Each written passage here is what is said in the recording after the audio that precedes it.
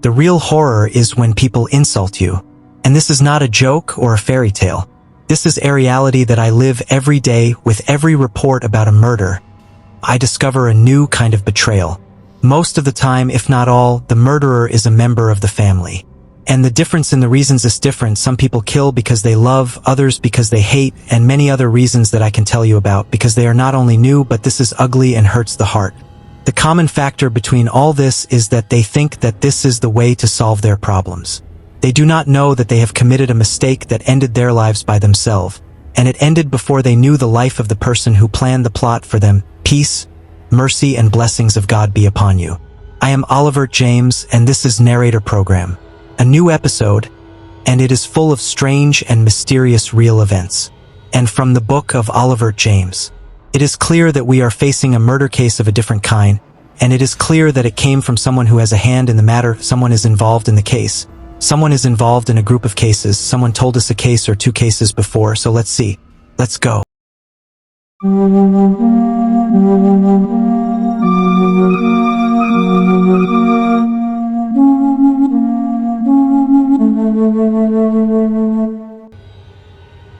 After I finished the case of the death of Nama, and the case of Salma was closed by a car accident. The case of the death of Nama, by the way, is in the description box. I talked about it before. As for the case of Salma, this is a car that hit her, so the car accident was recorded, and that's it. The case was closed. I went home and slept soundly. I woke up the next day on the bed. I looked at the ceiling, and I thought about what awaits me after the day of the vacation I took, and will I be able to catch the criminal quickly, or will he follow us? But this is not important. The important thing is that we do not lose a single one of us. While I was thinking about my cell phone, I looked at who was calling, and I found Fairs, the first client of Fairs, and the right-hand man at work. When he called, I replied to him and I told him, "Yes, officer, what's new?" "It's not an important thing, Sala. If you don't want to go down, there's no need. There is no case that is not important, officer. This is the least of your liberties. Don't get carried away. And you see, it's a good case. It's still fresh. I wanted to help a man. But the location is considered. Okay. Get back to work, and I'll be with you." I locked the door with him, and I went down, and as soon as I got there, I found a big crowd in the street. People were crying, people were clapping, and she was asking God for forgiveness that I left what was happening around me. And I went to the crime scene, and I saw a chain of smoke coming down from the wall, and I imagined the body hanging on it because it had been removed. In the middle of my imagination, I saw a knight with a soldier, and as soon as he saw me, he called me and asked the soldier to leave. Then he got closer to him and said, "Forgive me, she's married. Her husband's name is Abd Al-Rahman Al-Dali," and from the interrogations with her husband, we learned that she was in a state of extreme depression, to the extent that he asked her to visit a psychiatrist, but she refused and claimed that she was good and not crazy. But to the extent of his words, she is a woman who believes in God. She will never believe that she is doing this, and even if she did it, it would be through incitement from another person. And you, what do you think of the crime scene? I think it's a normal suicide, but we raise our fingers and apply it. Maybe we can reach something, and her family, no one reached them? Unfortunately, this is a piece of a tree, and her husband was the only one who took care of her. It is clear to us that Ibn Halal bears a lot, especially that we found a lot of tranquility inside, and this confirms the psychological state she was going through. But we don't feel it, we are sure, and that's why her husband must be put under observation. Do you doubt anything? Not yet, but I'm waiting to sit with him now, maybe then I will reach something. And indeed, I sat with him. He was a respectful and polite man. He looked at the ground with embarrassment, and tried to wipe away the tears in his eyes. And in order to break the silence barrier between us, I started the conversation with an obvious question that was running through my mind. "Why did you report it when you arrived?" "Because you didn't even doubt the moment that she could have committed suicide, and you said that someone incited her." He couldn't control himself, and he cried and said, "Tom, this girl is the only thing I've ever met in my life. She is the daughter of a million men, and I depend on her. She succeeded in her job, and she was fired from her manager's job in a short time. But after her family's death, she got into difficult psychological problems, and when she tried to recover, she met another man before she met me. She lived her illusion, and the rest of her laughter stole from her, and not only the laughter, but also the confusion of her life. But the money compensates, and the souls compensate with the treasures of the world. And instead of waiting for him to return her an open rose, he burned it, and there was no hope in it. Then I met her, but unfortunately the time was over. She quit her job, and she sat at home among four walls. And in the midst of the sadness that she felt, she thought of suicide, but she did not commit suicide for the sake of God. And now she was a little better, and was able to help her get her out of what she was in. Is it possible? Is it possible to commit suicide after all this? No, there must be something wrong. There must be someone who made her do something like this, but how? Because she did not depend on anyone. She was wiping her phone screens all the time. Is it possible that she did not improve while you were satisfying your conscience so that you do not feel guilt and failure towards her? No, man, I know what I'm saying very well. And I'm sure 1,000,000,000% that she did not commit suicide. And if this business falls into my hands, I will kill him, I swear to God. I will kill him, okay? Do not say words that you may regret. Calm down, and if this really happened, we will get her justice. And now you can take your punishment and have mercy on her. He got down on his knees in grief and tears in his eyes. What punishment, man? Is there anyone who thinks he can come and punish someone who committed suicide? What a loss. People were with you while you were alive, and you are dead. I put my hand on his shoulder and said to him, get a hold of yourself. Abdul Rahman. We finished our work, and then we returned to the name. And this day has been about a week, and there is nothing new about the case. While I was sitting in my office, while he was sitting and watching my work, we received a death report. The woman in her 30s was found dead in her apartment, and she had a scar on her neck. And the neighbors were the ones who reported it. As soon as a new car came into the apartment, they knocked on the door, but no one answered. So one of them got U-Pan, broke it, and this is the moment when they saw the woman lying in the living room and report at it. And in order to be in front of a complete murder case, we arrived at the scene of the crime, and we found out that this woman was called Sundos Ali. She had been divorced for a year, and she lived in her husband's apartment after he had abandoned her. And the words of the criminal confirm that he is a good man and not a troublemaker, to the extent that the divorce was calmly carried out. Even he was the one who offered her to take the apartment without her asking for it. And as comfortable as people's words are about her divorce, Alan is a bigger justifier.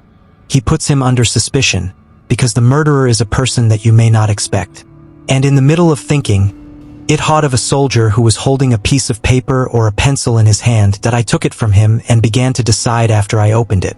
As I killed once and you did not think that it was a forced murder crime, I killed again and you will not be able to catch me, at least before I carry out what I planned for him, compensating for years of torment that I went through. I was shocked by his words, because it is very clear that he means not as crime in his words, but what does that mean? Are we in front of a crook? Or in front of a murderer who knows what he is doing? But in both cases, the issue is serious and we must look behind it. And that's why I took Heto Fairs. I asked him to look for anything that could link Nada to Sundos, and before he does that, I want Sundos' family and her divorce to be in my name to continue the investigations. Then Fairs said to me, do you mean that the two cases are related to each other? I do not mean that. The murderer's words are what he means, and I do not think that this message carries a meaning.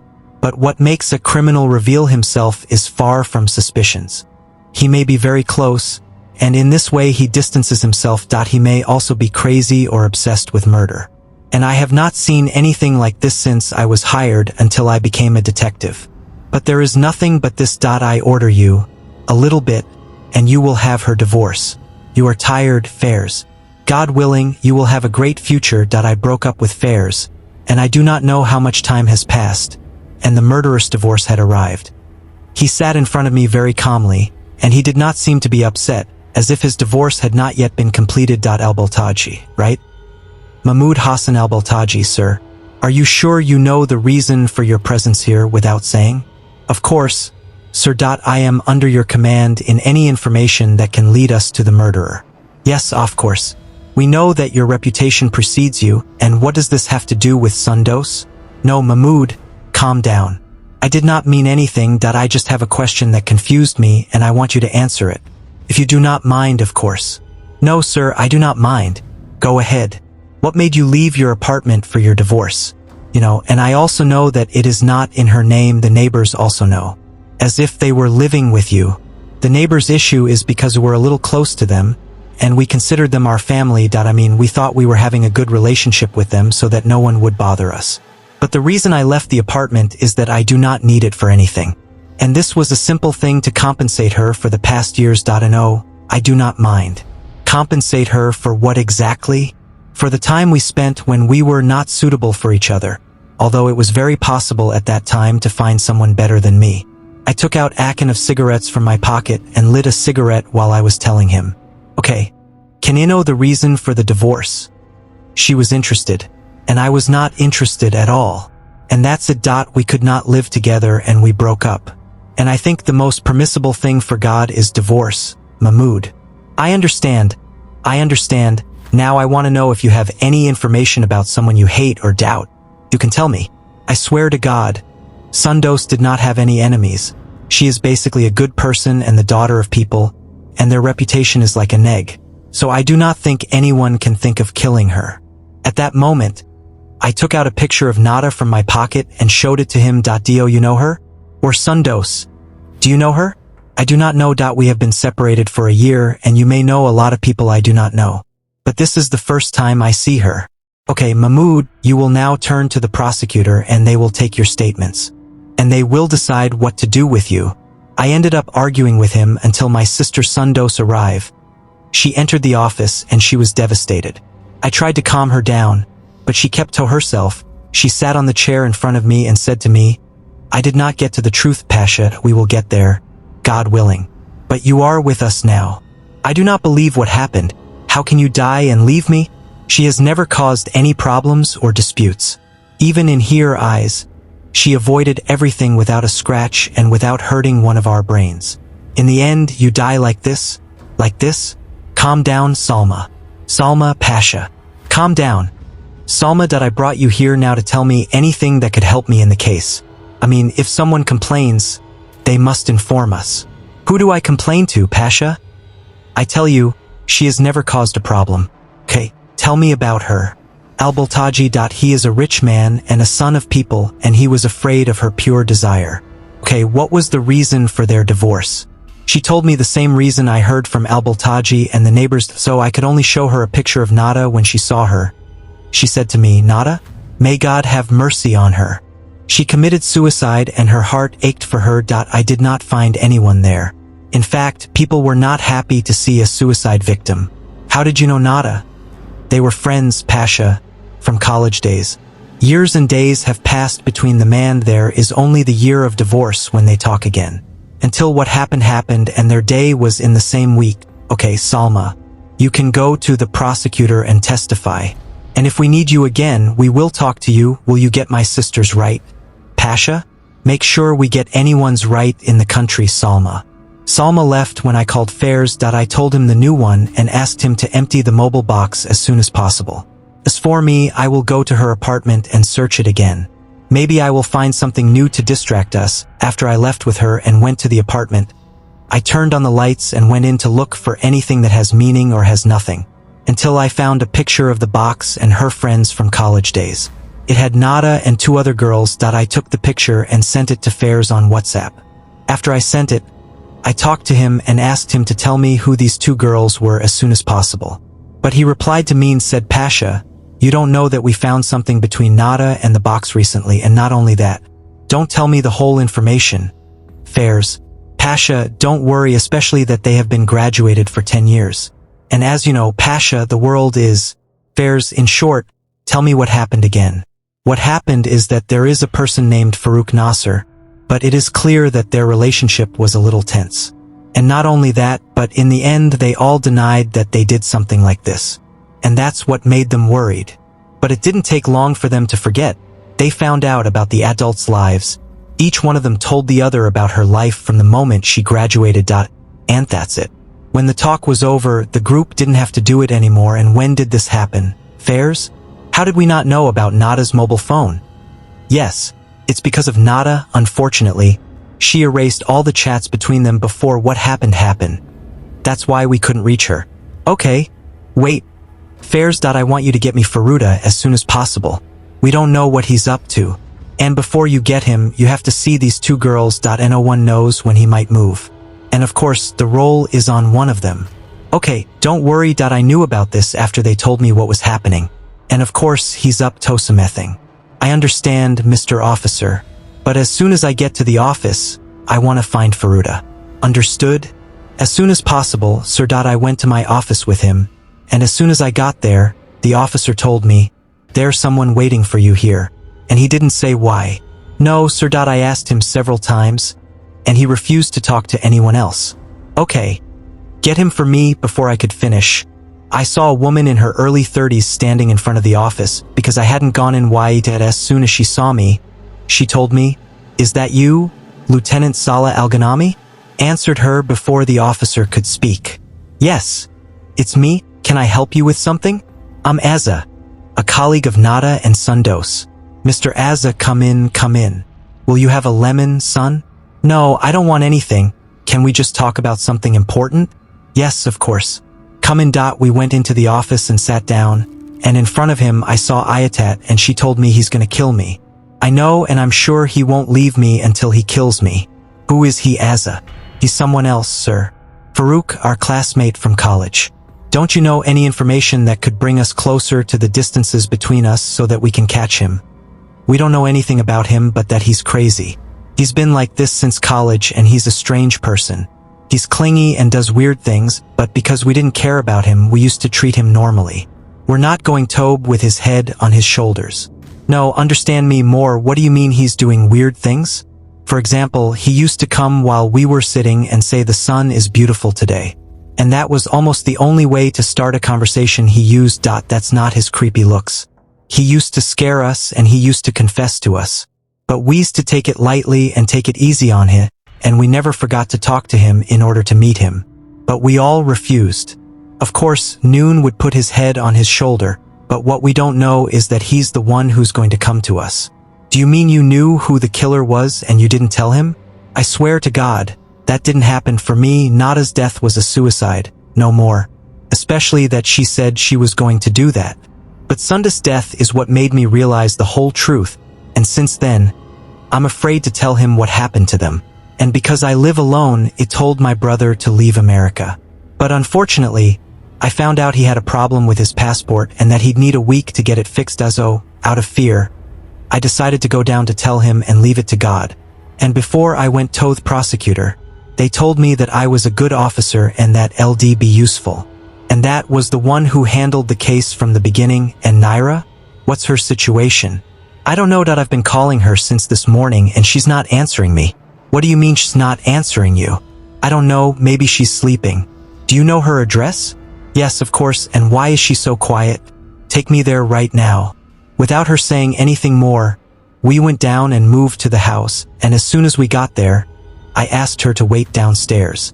So, I found out where she was and left.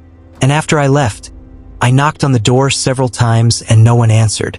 And in a situation like this, the only thing I had in front of me was to break the door. And he did. I broke it, went in, and called Naira. No one answered me. I took out the baton and moved slowly until I reached the bedroom door. And I found someone sleeping on the bed. I didn't want to go in and knocked on the door, but unfortunately, he was sleeping and not answering me. The only thing I had in front of me was the bedroom light. And then I knew that Naira was the one on the bed and not sleeping. She was killed and thrown into the fire and the blood was all over the bed. And then I called the ambulance as soon as I got there and they confirmed her death. And when all of this happened, the neighbors called and Azza came out, and when she came out, I found out that her husband was traveling to the Gulf and working abroad. And that's why she's living alone.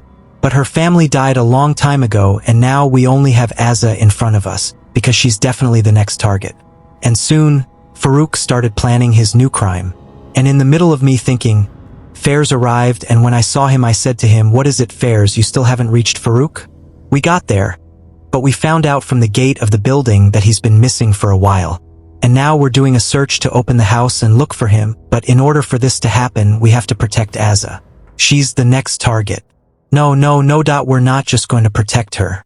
We're going to make her the food that will stay in the restaurant.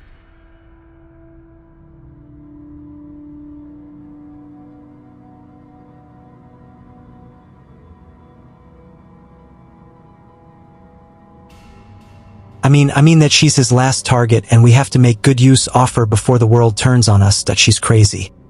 Fairs. We can expect anything from her. What about the job? The job is God's job. I want you to finish the job here and I'm gonna take Azza with me. I'll explain everything to her there. Then I'll tell you about the orders and the secret we're gonna follow. But please, Fairs, focus before we drown. Your orders are to see what you want while I'm behind you. I finished with Fairs and went to Azza and me. At the time, she was depressed and had no nerves. So I tried to calm her down so she could talk. Mr. Azza, we're doing this so we can act. We're not going to solve anything. And you're fine and nothing happened to you. But my friends are in trouble. And if I can't handle them, they can handle me. They can't. If we act right, they can't. And I don't want to go home until my brother comes down from America. If he thinks this is the solution, he's mistaken. Farouk knows and he's doing it very well. And he'll take any chance your brother doesn't thave and he'll do his job. Are you reassuring me or scaring me more? I'm telling you the truth. And now I'll tell you what needs to be done. Please do anything but don't bother me. Don't bother you. Everything will be fine if you listen to what I tell you. I'll do what you want, okay? So we agreed. And I started the agreement to install cameras inside the house with the bedroom and the bathroom for privacy, of course. And after we install the cameras, there will be a car under your house. There will be 3 officers who will follow what happens one by one. And if anything happens to Farouk, we'll be able to catch him. The important thing is that if you feel anything strange, call us.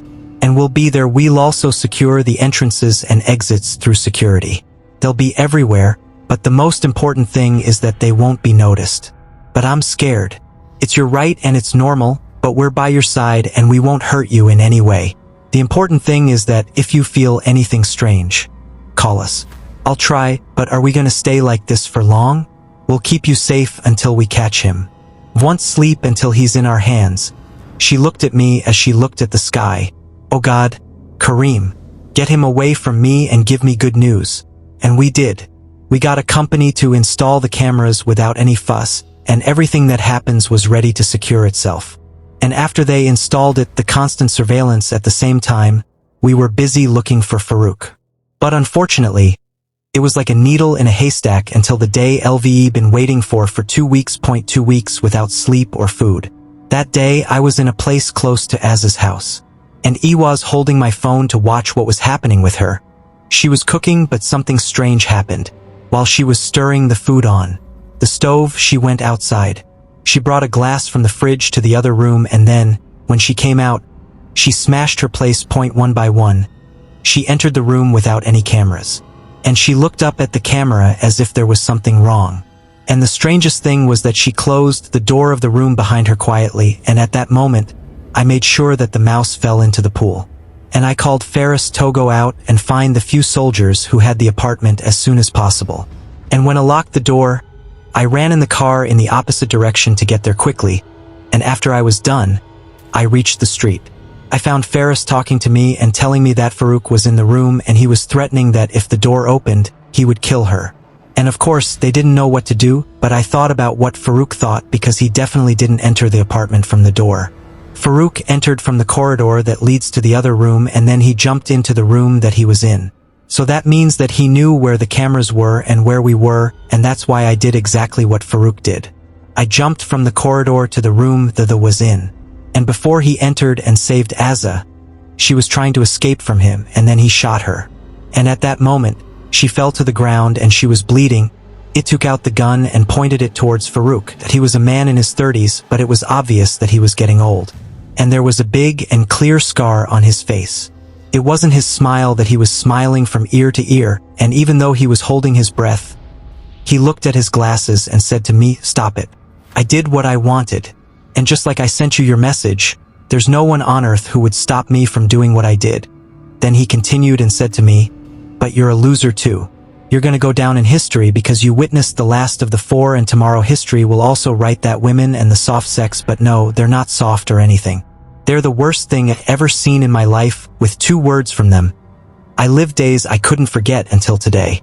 You don't even know. It started a long time ago when I used to play with our neighbor Tuda's house. The Zenfali one day we were at school and we were playing and Tuta decided to jump off the wall and I loved her and I was afraid of her and that's why I didn't leave her alone and went with her and the moment I jumped, I fell on my face and scratched my blood and instead of chasing me, she ran and left me and then she took me to the hospital and gave me 30 stitches and when I came back home, she gave me another 30 stitches on my face to the point that the stitches broke and my dad refused to take me to the hospital and I won't forget the day when I slept and my blood was dripping on my bed and I wasn't even able to scream but it was from inside so my dad wouldn't yell at me and when I was done I hid and went back to play in the street and I found Tota who did all of this because she was mad at me to the point that she called me Abu Peshla and every day before I left school they would throw me in the street and I stayed there for a long time until I finished elementary school and started high school and instead of being Abu Peshla I became Abu Hafiza after I bought a new pair of glasses and I stayed there until I finished high school and I said that's it I'll find friends who are serious and prepared and aware and indeed I met 4 girls Sundos, Naira,